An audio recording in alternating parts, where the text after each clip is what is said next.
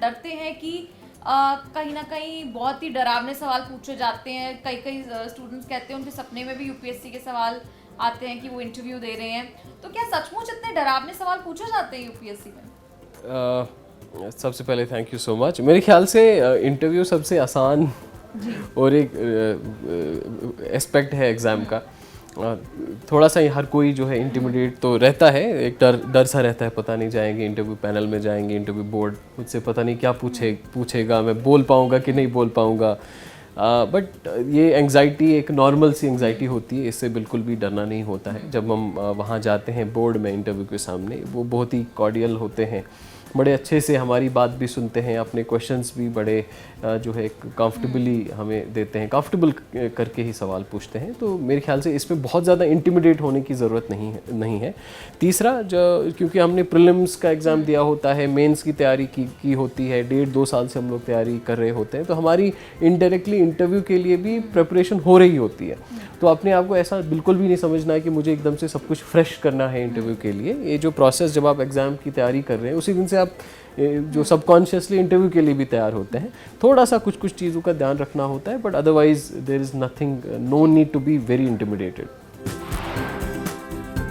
तो बेसिकली आपकी अप्रोच वहाँ देखी जाती है कि फॉर एग्जांपल किसी भी कंट्रोवर्शियल लॉ बिल, किसी की भी बात कर लें, वहाँ पर आपसे सवाल पूछा जाता है अगर, तो आपकी अप्रोच देखी जाती है कि आप उसको कैसे अप्रोच करें। बिल्कुल सही, क्योंकि कई बार बहुत ज़्यादा कंट्रोवर्शियल टॉपिक्स होते हैं, तो उन कंट्रोवर्शियल टॉपिक्स के बारे में पूछा जाता है। तो कई बार एक मन में जो कैंडिडेट्स के भी विचार रहता है कि मैं ये लाइन लूँ या ये लाइन लूँ, क्या बताऊँ, या पॉलिटिकली करेक्ट कैसे क्या करूँ। बेसिक एक फैक्ट्स और आर्ग्यूमेंट की बात होती है। आप कोई भी चीज़ एकदम से ब्लैक या एकदम से वाइट नहीं होती है। हर किसी एक्सपेक्ट का, हर किसी प्रोग्राम का कुछ उसके एडवांटेजेस होते हैं, कुछ डिसएडवांटेजेस होते हैं।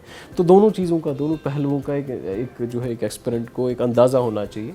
तो आप जब भी अपनी बात कहें तो वो तथ्य कि मुझे लगता है इस चीज़ में ये चीज़ें जो है ये सही चीज़ें हैं, ये इस पर्टिकुलर चीज़ में जो है these are the disadvantages, broad, हाँ, एक वैलिड आर्ग्यूमेंट, यस। आप बिना ऐसे कोई बात कि ये सही है, बट सही क्यों है, वो ज़्यादातर हो सकता है कि दूसरे किसी के पास उससे अच्छे भी आर्ग्यूमेंट हो, लेकिन जो आप चीज़ बात बता रहे हैं वो कितनी सबस्टेंशिएटेड है, उसको आप कितना प्रूव कर पाते हैं, उसको आप कितना सबस्टेंशिएट कर पाते हैं। इसके अलावा अथर कई बार बड़ा सवाल स्टूडेंट्स पूछते हैं, कहते हैं कि एक ही बार में इंटरव्यू कैसे क्रैक करें। 2-4-5 ब्रॉड टिप्स जो मुझे लगता है बहुत ज़्यादा ज़रूरी हैं। एक प्रैक्टिस, जब भी आप किसी भी चीज़ के लिए तैयारी करते हैं तो आप कॉन्फिडेंट होके जाते हैं, तो एक अच्छा सा एक अपना प्रैक्टिस करनी है। प्रैक्टिस कैसे करनी है, एक हम लोग मिरर एक्सरसाइजेस करते हैं, शीशे के सामने खड़े होते हैं। आप टीवी में होते हैं तो आप भी मेरे ख्याल से शायद you must be also doing it. तो या आजकल मोबाइल फ़ोन रहता है, तो मोबाइल फ़ोन के सामने सवालों के जवाब बताने की कोशिश करी, फिर अपने उस वीडियो को देखा कि मैं कहाँ सही बोलता हूँ, क्या कंटेंट में कोई कमी है, या मेरे बोलने में कोई दिक्कत है, क्या मैं कहीं बहुत ज़्यादा ज़ोर से तो नहीं बोलता हूँ, बहुत धीरे तो नहीं बोलता हूँ। हाउ डू यू, इसको ऐसे देखना कि सब अगला इंसान समझे। दूसरा एक बहुत ज़रूरी इंटरव्यू में है एक इंटरव्यू एटिकेट। इंटरव्यू एटिकेट का मतलब ये हुआ कि हमारे पास जो वहाँ पैनलिस्ट होते हैं, देयर वेरी काफ़ी सीनियर लोग होते हैं, वेल नोन है काफ़ी सारे, उसमें वो भी होते हैं, वेल रेड होते हैं। तो जब भी वो क्वेश्चन पूछें, तो ये टेंडेंसी कई बार हमारी होती है कि सवाल पूछते पूछते ही अभी हमने पूरा सुना नहीं, यहाँ से बोलने लग जाते हैं, कि उनका क्वेश्चन पूरी तरीके से सुने। या हम अगर कोई वापस बात बता रहे हैं और किसी ने हमारी बात काटी, तो हमें रुक जाना चाहिए, लेट देम स्पीक।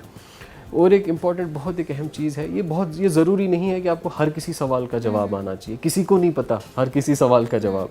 तो इंटरव्यू में अगर आपसे कोई सवाल पूछे जिसके बिल्कुल आपको कोई भनक नहीं, कोई जवाब नहीं, तो आप एक ऑनेस्ट होके उसमें बता दीजिए, सर आई डोंट नो, मुझे इस सवाल का, इस प्रश्न का उत्तर मुझे पता नहीं है, मैंने इस बारे में पढ़ा नहीं है।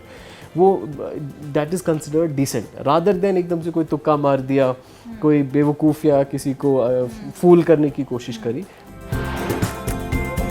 अच्छा, एक यूपीएससी इंटरव्यू को लेकर जैसे मैंने कहा चर्चा काफ़ी रहती है। इसी चर्चा में बड़े वायरल से सवाल पूछे जाते हैं और वो बड़े अजीबोगरीब अतरंगे से सवाल होते हैं।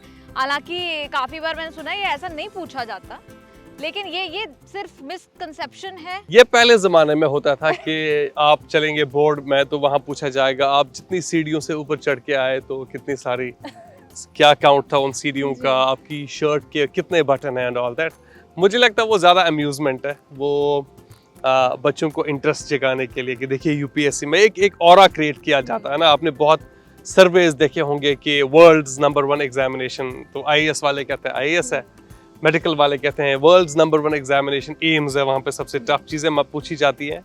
हर एग्ज़ाम हर स्टेज पे आपके टफ होता है और मुझे नहीं लगता ऐसे सवाल पूछे जाते हैं, कम से कम मेरे तजुर्बे में। और जो बच्चे जिन बच्चों से मैंने बात की है, मुझे तो ऐसा कुछ सुना है। I think they are very rational people जो आपसे बिल्कुल लॉजिकल सवाल पूछते हैं। तो किस तरह के सवाल फिर पूछे जाते हैं कि आम तो हमें जो टॉपर्स के इंटरव्यूज आते हैं, बातचीत उनसे करते हैं तो पता लगता है कि ये पूछा गया। कई बार आपकी जो प्रेजेंस ऑफ माइंड है वो भी टेस्ट करने के लिए बड़े आम से सवाल पूछ लिए जाते हैं।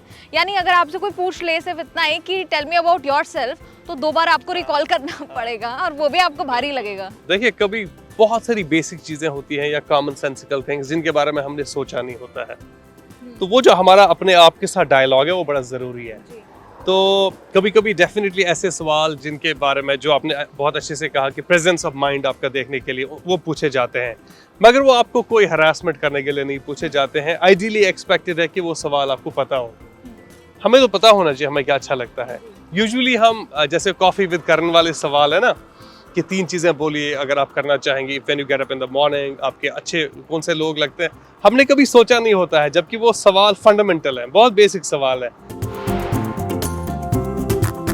कि दूर दराज के लोग जो हैं या रिमोट एरियाज में जो लोग हैं, गरीब परिवारों से जो आते हैं, वो कई बार ये सोचा जाता है कि कोचिंग अफोर्ड वो कर सकते हैं या नहीं कर सकते, और अगर नहीं कर सकते तो उनके पास क्या ऑल्टरनेटिव है। जैसे आपने कहा सेल्फ कोच अपने आप को कर सकते हैं, मतलब अगर ऐसी 2-3 शॉर्ट में आप बातें बता पाएं कि सेल्फ कोच अपने आप को किस तरह से करें। सेल्फ कोचिंग के लिए देखिए, पहले ये समझना है कि ये एग्ज़ाम का फॉर्मेट ऐसे बनाया गया है कि आपको बहुत ही शुरुआत से ऊपर चला जाना है, आप टॉप से स्टार्ट नहीं कर सकते हैं। इसीलिए सब लोग आपको कहते हैं कि पहले आपकी जो NCERT टेक्स्ट बुक्स होती हैं, बेसिक जो आपने क्लास 6, 7, 8, 9 में पढ़ी होती हैं, बहुत सारे बच्चे ऐसे हैं कि जिन्होंने मास्टर किया होता है अपने उस लेवल को, school, high school and higher secondary school की जो लेवल है ना, अगर आप पहले उसको स्ट्रेंथन करेंगे, उसके बाद आपके रास्ते बहुत आसानी से खुलने लगते हैं। हमें लगता है सीधे पहले मुझे कोचिंग सेंटर के नोट आने चाहिए, लेकिन हमने देखा है जो भी बच्चे हैं जिन्होंने क्वालिफाई किया एग्जाम को, पहले उन्होंने अपनी बेसिक्स को स्ट्रॉन्ग किया था। वो चाहे history, geography, IR, current affairs की जो बेसिक्स हैं, मैपिंग की बेसिक्स, कि आप वर्ल्ड मैप, इंडिया मैप समझ सकें, आप टर्मिनोलॉजीज बेसिक सब्जेक्ट्स की समझ सकें, आप ज्योग्राफी को समझ सकें, आपको हिस्ट्री का सेंस हो, एंशिएंट, मिडीवल, मॉडर्न का, आपको थोड़ा वर्ल्ड हिस्ट्री का सेंस हो। वो जो बेसिक्स है ना, उसके लिए आपको कहीं जाने की ज़रूरत नहीं है। उसके लिए छोटा सा मैगजीन आता है 10 रुपए वाला, उसके छोटी सी NCERT बुक आती है बहुत ही कम प्राइस में, आपके घर में ऑलरेडी होती है। तो मैं जो दूर दराज के बच्चे हैं उनको ये कहना चाहूँगा कि जो डेमोक्रेटाइजेशन ऑफ नॉलेज हुई है ना, उसका मतलब ये है कि नॉलेज की एक्सेस हर किसी तक है, और अब तो सोशल मीडिया की वजह से एक्सेसिबिलिटी इतनी बड़ी है, मुझे नहीं लगता कि कोई बच्चा ये क्लेम कर सकता है कि उसको जी एक्सेस नहीं थी आज रिसोर्सेज की। There is so much of material available on YouTube कि बच्चा कहीं जंगल में, पहाड़ पे भी चला जाए ना तैयारी करने के लिए, बिल्कुल आराम से हमारे देश में वो कर सकता है।